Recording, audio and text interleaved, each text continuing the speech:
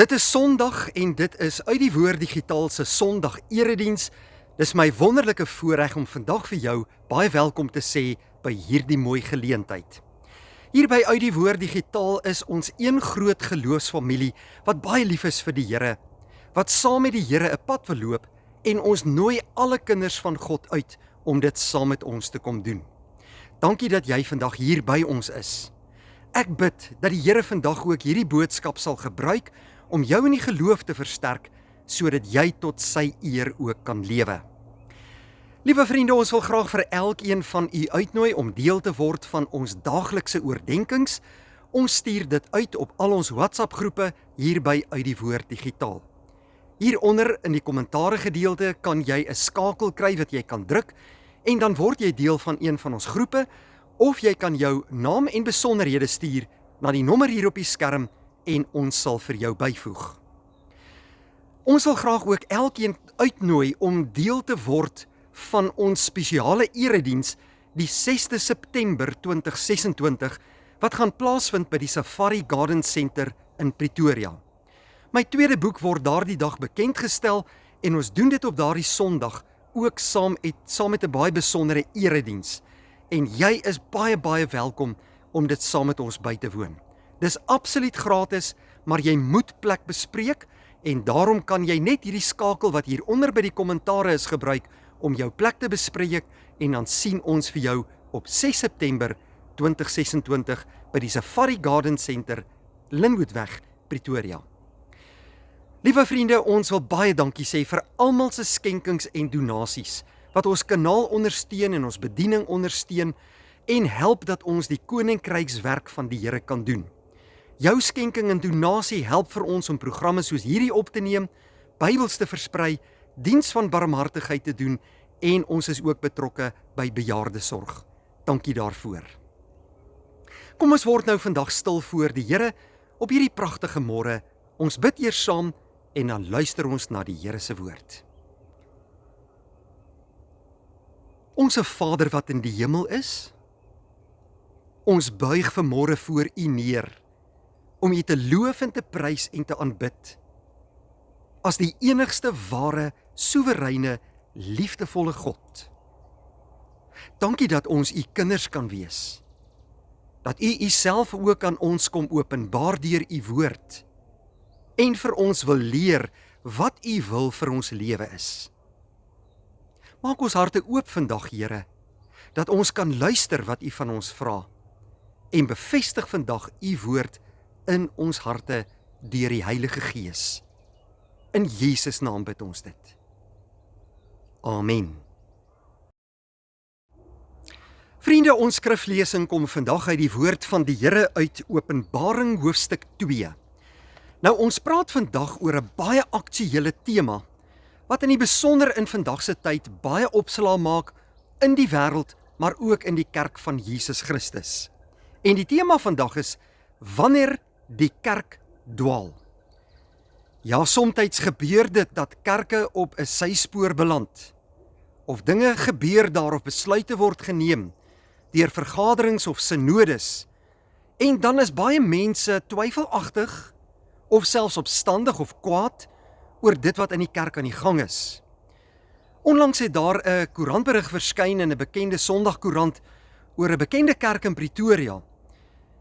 En ek gaan nie oor die inhoud daarvan praat nie, maar ek het op aanlyn media gelees hoe daardie spesifieke berig geweldige reaksie uitgelok het onder die publiek en almal se kommentaar oor die spesifieke kerk of kerkverband.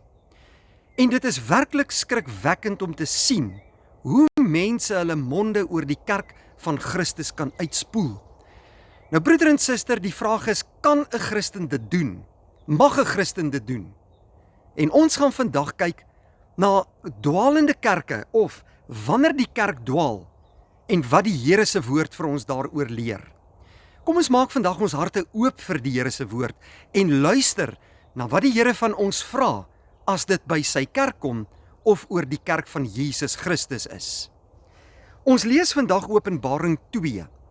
Nou, in hierdie gedeelte sien ons spesifiek praat die Here met die gemeente van Efese oor hulle kerk en oor hulle gemeente en dit wat hulle goed doen, maar ook dit waaroor hy hulle aanspreek.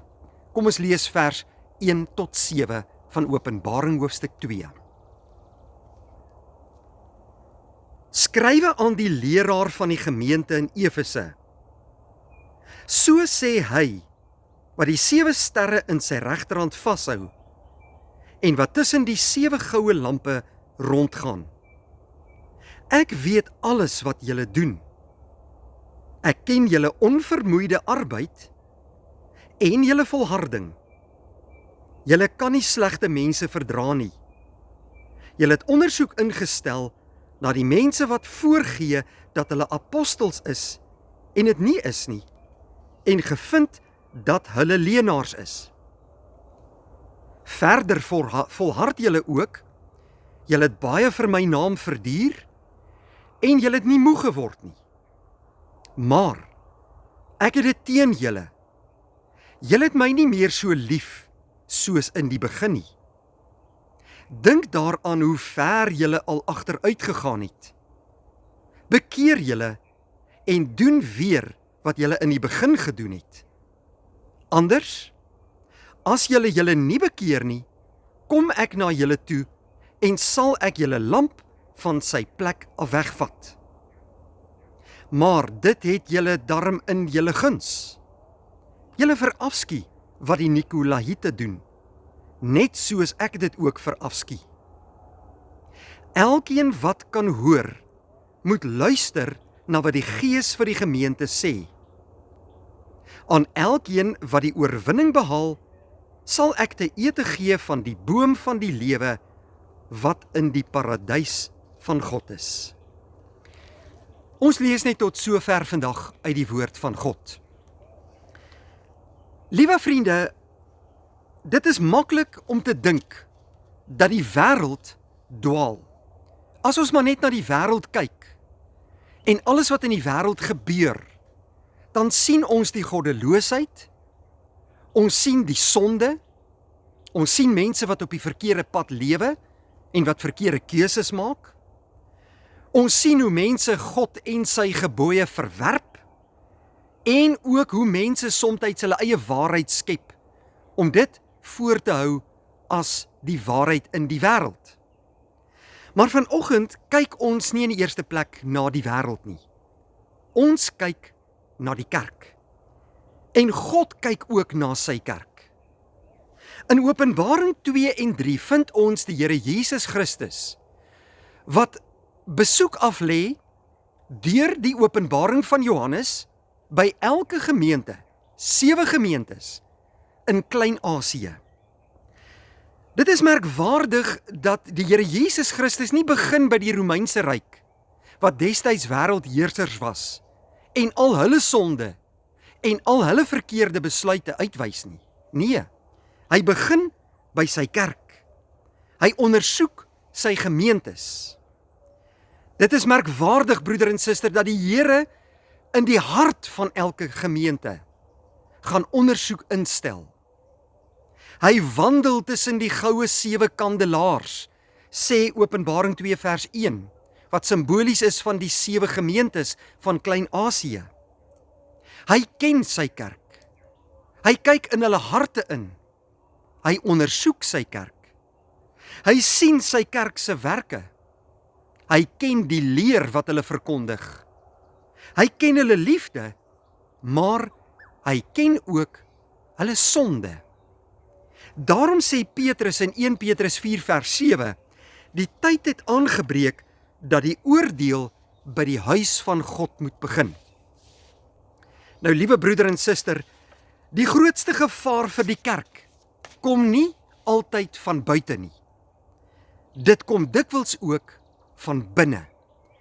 Die geskiedenis van Israel, as ook die geskiedenis van die vroeë Christelike kerk en selfs die geskiedenis van die Christendom bewys dit vir ons. Dit is so dat die kerk soms kan dwaal. Nie omdat Christus verander het nie, nie omdat God verander het nie, nie omdat die Bybel verander het nie, maar omdat mense hulle oë van Jesus Christus afhaal.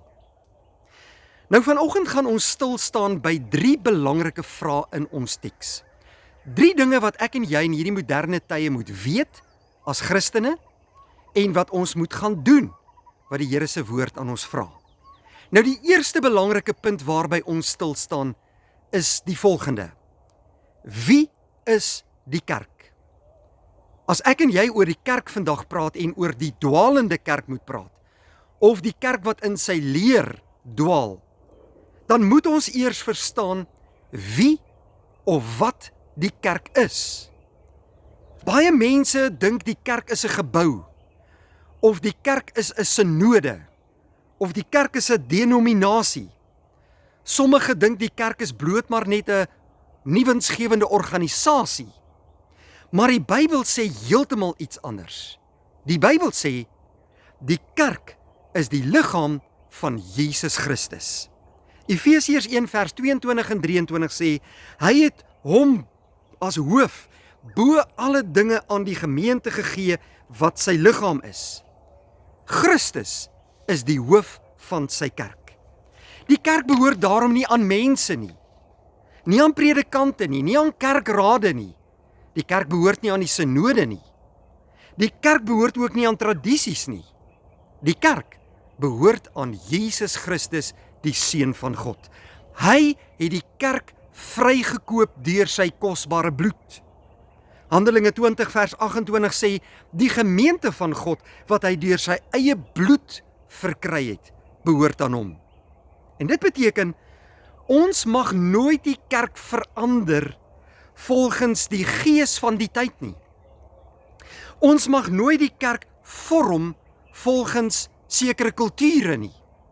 En ons mag nooit die kerk laat regeer deur menslike idees nie. Christus alleen regeer sy kerk deur sy woord. Nou die kerkhervormers het gesê, sola scriptura. En dit beteken, broeder en suster, die woord van God alleen. Die woord moet sentraal staan in die kerk en ons hele lewe moet daarvolgens ingerig word. Maar daar waar die woord van God regeer, in die kerk, daar groei die kerk, daar leef die kerk en bly die kerk getrou. Waar mense regeer, daar sterf die kerk en beland die kerk op die verkeerde pad. Daarom is die ware kerk nie herkenbaar in groot getalle of groot geboue of indrukwekkende programme nie. Nee, broeder en suster, die ware kerk is kenmerkend daar waar die woord van God suiwer verkondig word. Nou, die Bybel sê daar is 3 ware kenmerke, of kenmerke, 3 kenmerke vir die ware kerk. Die eerste een, die suiwer bediening van God se woord, die suiwer prediking vanuit God se woord. Die tweede een, die suiwer bediening van die sakramente, van die doop en die nagmaal. En in die derde plek, die handhawing of die toepassing van die kerklike tug. Wanneer hierdie dinge verdwyn, of een van hierdie dinge verdwyn, dan beland die kerk op 'n dwaalspoor. En dit mag nie gebeur nie. Nou die tweede punt waarby ons vandag stil staan is die volgende. Hoekom dwaal die kerk? Jesus sê vir daardie gemeente in Efese, in ons teks van vanmôre in Openbaring hoofstuk 2, ek het dit teen jou, dat jy jou eerste liefde verlaat het. Jy het my nie meer so lief soos daar in die begin, toe jou kerk net gestig is nie. Hulle het nog gewerk, hulle het nog gearbei, hulle het nog vals leraars weerstaan, maar hulle harte het koud geword. Hulle het nie meer die Here Jesus so lief soos daar in die begin nie. Hulle godsdiens was meer pligpleging as enigiets anders. Daar is 'n dwaling in hulle midde, naamlik dat hulle die Here Jesus nie meer so lief het soos daar in die begin nie. En dit is waar die dwaling altyd begin. Nie eers in die verstand nie, maar in die hart. Hier is 'n hartsprobleem en daarom dat 'n kerk op 'n dwaalspoor beland. Die kerk dwaal wanneer Christus verruil word vir tradisie. Jesus kom daar in die Nuwe Testament en hy waarsku die Fariseërs en sê, julle stel die gebod van God op sy, om julle eie oorleweringe te onderhou. Hoe maklik gebeur dit nie ook vandag nie? Mense sê, ons doen dit nog altyd so in die kerk. Dit word al vir eeue so gedoen. Maar die vraag is, wat sien ons in die woord? Nie wat het ons altyd gedoen in die kerk nie, maar wat leer die Bybel? Wat sê die Here? Tradisie is waardevol wanneer dit onder die woord staan, wanneer dit buig onder die gesag van die woord. Maar tradisie word baie gevaarlik wanneer ons dit bo die woord stel en dink, dit is wat gedoen moet word en die woord kry 'n ondergeskikte plek. Die kerk dwaal ook wanneer mense behaag of tevrede gestel wil word. Paulus waarsku vir Timoteus, daar sal 'n tyd wees wanneer hulle die gesonde leer nie sal verdra nie.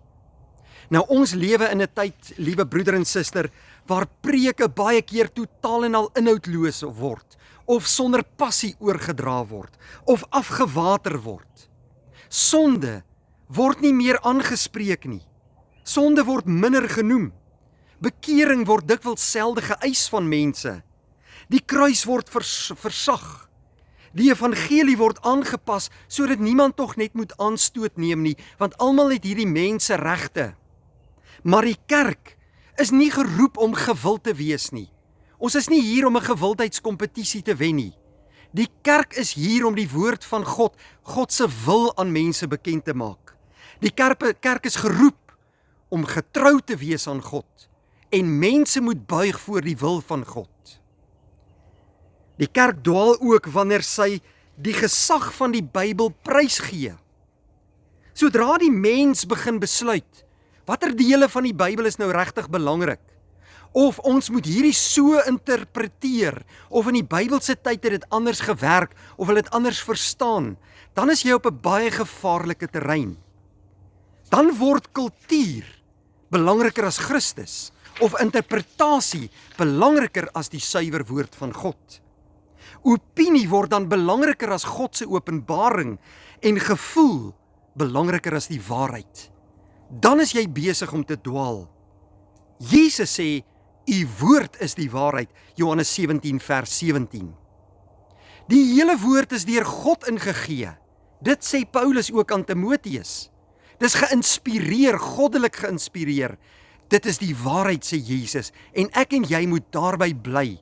Ons hoef dit nie self te gaan probeer interpreteer wat die teks bedoel nie. Die teks is duidelik. Lees dit, glo dit, verstaan dit. Die kerk dwaal ook wanneer Christus verloor word. Nou Efese het baie dinge reg gedoen en hulle word geprys daaroor deur die Here Jesus, maar hulle het Jesus nie meer so lief gehad soos in die begin nie. Aktiwiteit kan nooit die intimiteit met Christus vervang nie. Programme kan nooit gebed vervang nie. Organisasie kan nooit die werking van die Heilige Gees vervang nie. 'n Kerk kan baie besig wees, maar tog geestelik dood wees. So is die gemeente Sardes in die boek van Openbaring en hoe die Here Jesus vir Sardes daaroor aanspreek. Jy het die naam dat jy leef, maar jy is dood, sê Jesus. Wat 'n ontsettende uitspraak. Nou liewe broeder en suster, ons weet, daar is kerke op 'n dwaalspoor vandag. En ons weet daar is dwaalende kerke. Nou is die vraag, wat moet ons doen? Wat is die antwoord? En dan kom die Here se woord vandag en sê, bekering is nodig vir die kerk. Dit is opvallend dat Jesus nie vir Efese sê, gaan probeer 'n bietjie harder nie. Hy sê nie verbeter julle programme nie. Hy sê nie werf meer lidmate nie, maar hy sê gaan bekeer jou. Bekering is nie net vir ongelowige goddelose mense nie. Bekering is vir die hele kerk, vir alle lidmate en gelowiges. En dit moet daar moet daaglikse bekering wees. Daar moet daaglikse ondersoek wees. Elkeen moet elke dag na sy eie lewe kyk en jou tot God bekeer as dinge nie reg is nie. En bekering, broeder en suster, begin altyd by selfondersoek. Hoe lyk my lewe in die lig van God se woord? Is ek besig om op God se pad te lewe? Is ek gehoorsaam aan die Here? Doen ek wat sy woord van my vra? Dawid bid in Psalm 139, deurgrond my o God, ondersoek my hart en lei my op die regte pad. Elke gemeente en elke kerk moet voortdurend hulle self ondersoek en hulle self hierdie vraag gaan afvra: het ek nie bekering dalk nodig nie? Is ek nog op die regte pad, op God se pad? Is Christus nog die middelpunt van ons kerk? Is die woord nog die hoogste gesag? Word sonde nog aangespreek en word die evangelie nog suiwer verkondig? Bekering beteken terugkeer. En Jesus sê dat ek en jy gedurig deur ons moet bekeer tot hom. Jesus sê spesifiek, dink aan waarvandaan jy uitgeval het. En die oplossing is nie iets niets nie. Die oplossing is terugkeer. Die kerk moet terugkeer na Jesus. Die kerk moet Christus die middelpunt maak. Die kerk moet terugkeer na God se woord, moet terugkeer na gebed, moet terugkeer na heiligheid, moet terugkeer na gehoorsaamheid en afhanklikheid. Bekering, broeder en suster, bring herstel in die kerk. Jesus maak selfs aan Efese 'n wonderlike belofte. Hy sê vir hulle: as julle oorwin, dan sal ek terugkeer na julle. Daar is altyd hoop. Geen kerk, geen gemeente is te ver van Christus nie. Geen kerk is buite Christus se genade nie. Daar waar ware bekering plaasvind en waar Christus die sentrale middelpunt word, daar herstel Christus sy kerk. Hy bou sy kerk, hy reinig sy kerk, hy vernuwe sy kerk. Nou broeder en suster, laat ons vandag eerlik wees. Is ons kerke, is ons gemeente, die gemeente waar jy dalk aan behoort, is ons nog geanker in die woord van God? Of het ons dalk begin om kompromieë aan te gaan? Is Christus nog dieselfde in ons harte? Het ons nog dieselfde liefde vir hom, soos die dag toe ons tot bekering gekom het? Of het bediening belangriker geword as die liefde vir die Here? Is ons nog bereid om die volle raad van God te verkondig, selfs al is dit ongewild onder mense? Die Here roep elke kerk vandag op tot selfondersoek. Nie om in die eerste plek kerke te oordeel of te beoordeel nie, maar om voor sy aangesig te buig. Die kerkhervormers het in die middeleeue hierdie lese gehad: Ecclesia reformata semper reformanda secundum verbum Dei. En dit beteken, liewe broeder en suster, die kerk moet voortdurend volgens die woord van God hervorm word. Ons moet voortdurend in ons harte kyk. Ons moet voortdurend dinge regmaak, hervorm terug na God se woord toe en tot eer van die Here alleen.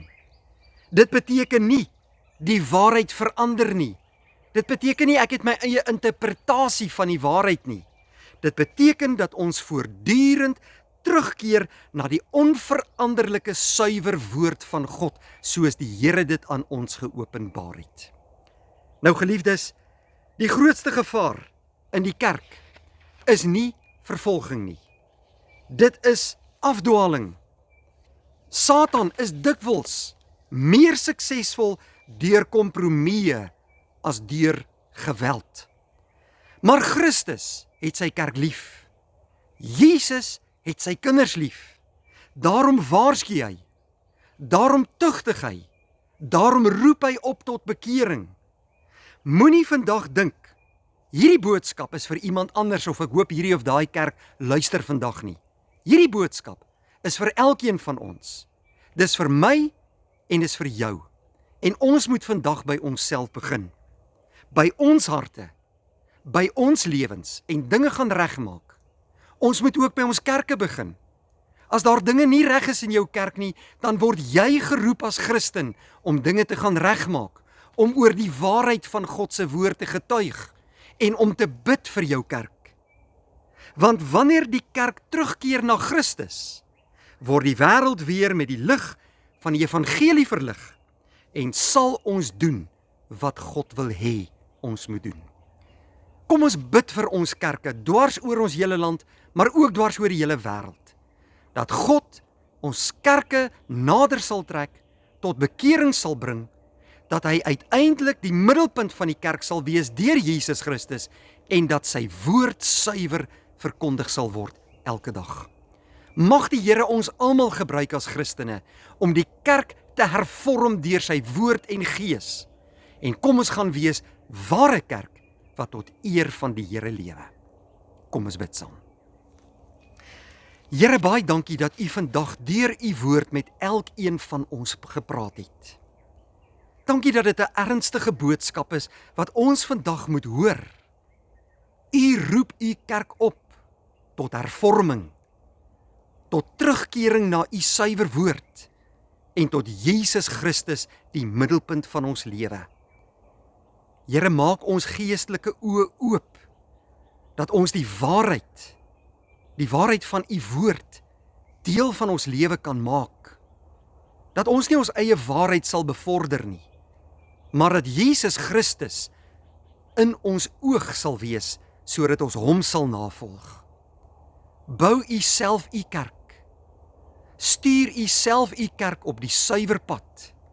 En baie dankie, Here, dat ons deel van U kerk mag wees.